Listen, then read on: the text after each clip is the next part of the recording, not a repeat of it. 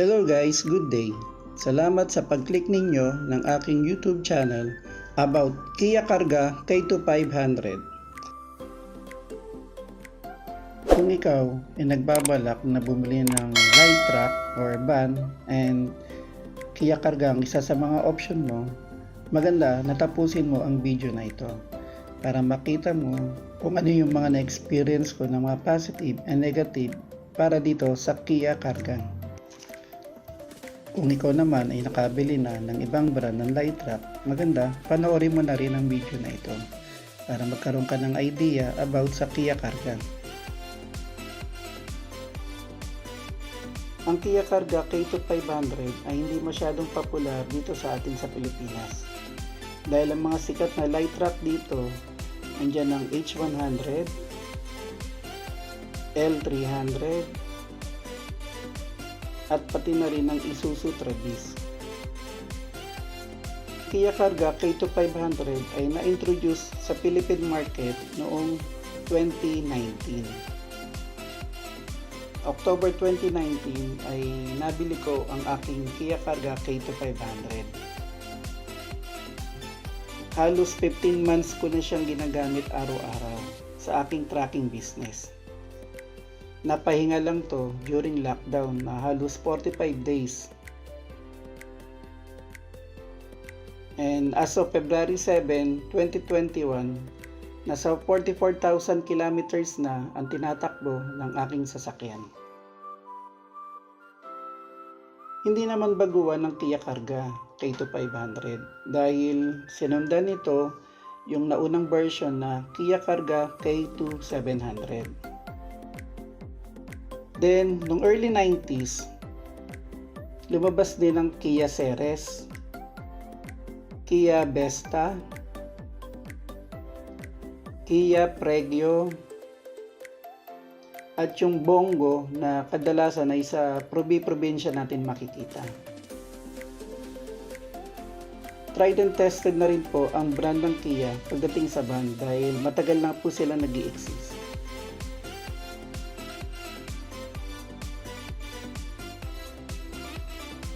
Ito na ang mga magagandang experiences ko dito sa aking sasakyan na Kia Karga.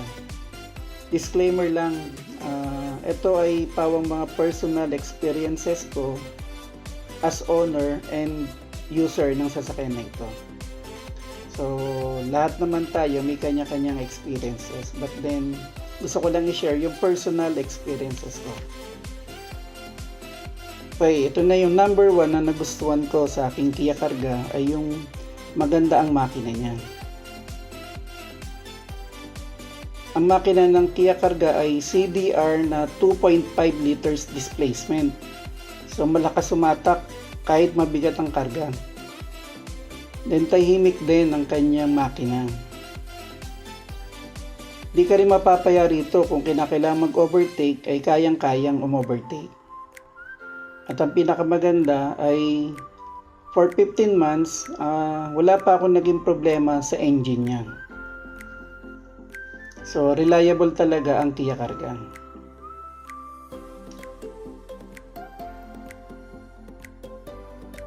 Number 2, matibay ang under chassis niya or yung mga pang-ilalim.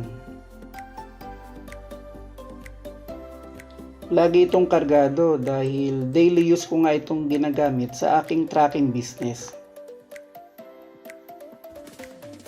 Pinakamabigat na karga ko ay nasa 1,300 kilos. So, kayang-kaya pa rin niya kahit ganun kabigat. By the way guys, dalawang beses ko lang na-try yung kargahan siya ng 1,300 kilos. Kasi, binabantayan ko rin talaga ang mga kinakarga sa kanya. Kadalasan ay 1 tonelada lang. Then, every 6 months, nagpapa-camber alignment ako. At the same time, during camber alignment ay pinapacheck ko na rin yung mga pang-ilalim niya. As feedback naman sa akin ng mekaniko, wala naman daw problema ang aking mga pang-ilalim for 15 months.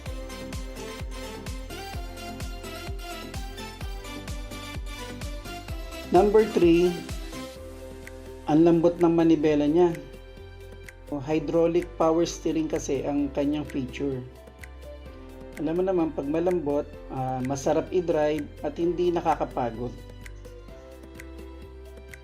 Number 4, yung aircon.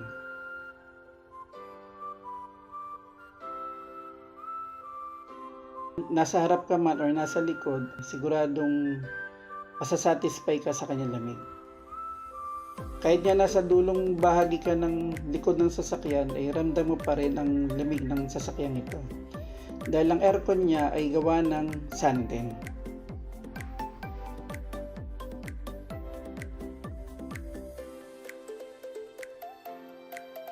Number 5, maganda ang interior ng Kia Karga. Parang hindi mo masasabing nasa light truck ka. Halos feeling mo ay nasa kotse ka rin. Yan ang isa sa nagustuhan ko, ay power window na siya.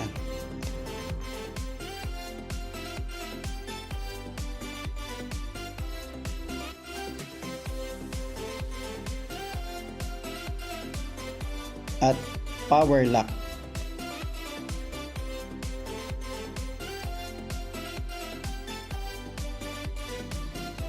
Number 6, nagustuhan ko rin yung mga front seats niya dahil sa kanya mga feature na adjustable. Pwede mong i-adjust ng pa-forward and or backward ang mga nasa front seats. Pwede mo rin i-recline yung driver seat. So pag medyo nakapark at napapagod yung ating driver, pwede rin siya magpa-relax doon.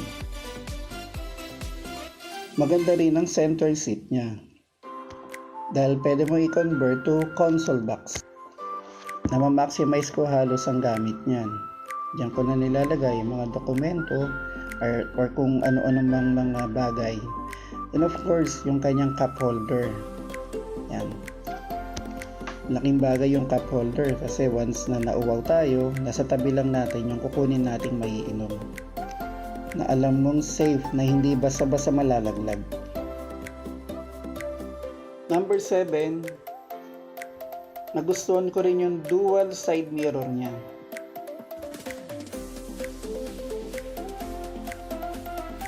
So yung upper part ng side mirror ng Kia Karga, ayun yung regular na side mirror. Yan yung nasa lower part naman niya, ito yung wide side mirror. Maganda yung wide side mirror dahil for safety purposes ito. Dahil mas malawak yung nakikita mo sa paligid mo. Dahil dito, nababawasan yung mga blind spot niya. Yung mga mabababang sasakyan, nakatabi mo during traffic, kitang-kita mo sila. So, may iwasan dito yung disgrasya. Number 8, malaki ang kaha niya. So, halos 10 feet long yung kanyang kaha sa likod.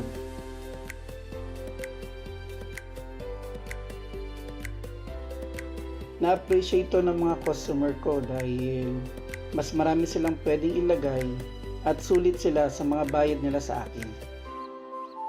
Yung iba namang customer ko ay talagang umuulit dahil nga dahil na ma-maximize nila yung kargahan sa aking sasakyan.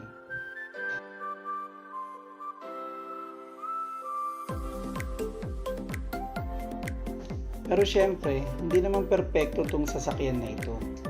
Meron din namang mga hindi magaganda na makikita rito sa sasakyan na ito. So number 1 na rito ay no radio. So ang stock talaga ng Kia Karga, wala talaga siyang kasamang radio. Pero madali lang naman yun. Gaya sa akin, problem solved na ito dahil bumili lang ako sa Lazada. And good thing ay meron namang mga speaker and antenna na naka-install. Kaya radio lang ang kulang. Number 2, sa hindi ko nagustuhan, meron kasi siyang nakalagay na USB and auxiliary. Problema lang dito, hindi naman gumagana. So, parang display lang tuloy siya.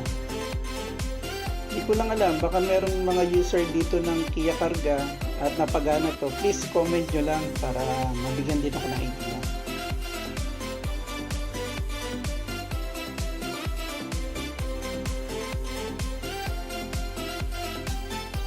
Number 3, na hindi ko nagustuhan, no temperature control yung aircon niya.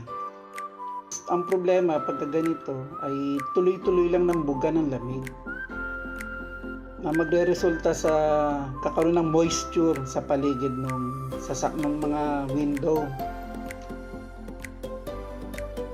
Then syempre, nagrereklamo rin talaga yung iba kong pasahero na masyado daw malamig.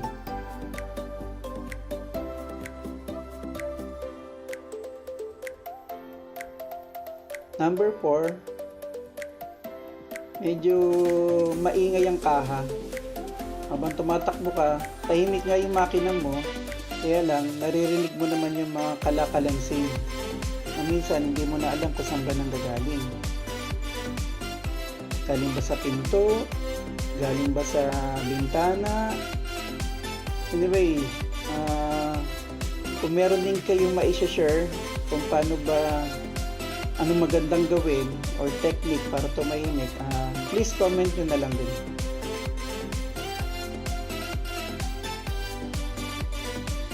And number 5, matagtag talaga siya. Anyway, sabi nga, pangkargado talaga kasi itong ating sasakyan, kaya hindi talaga, kaya yung comfort ay talagang wag muna nating hanapin. Sa tagal mo namang ginagamit niya, mapagsasanayan mo naman yan. Kagaya ko, medyo sanay na ako.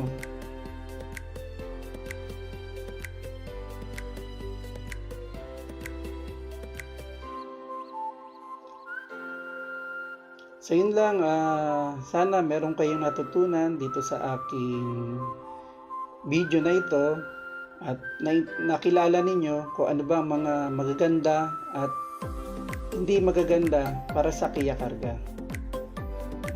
By the way, hindi po ako seller ng car na to or hindi ako agent.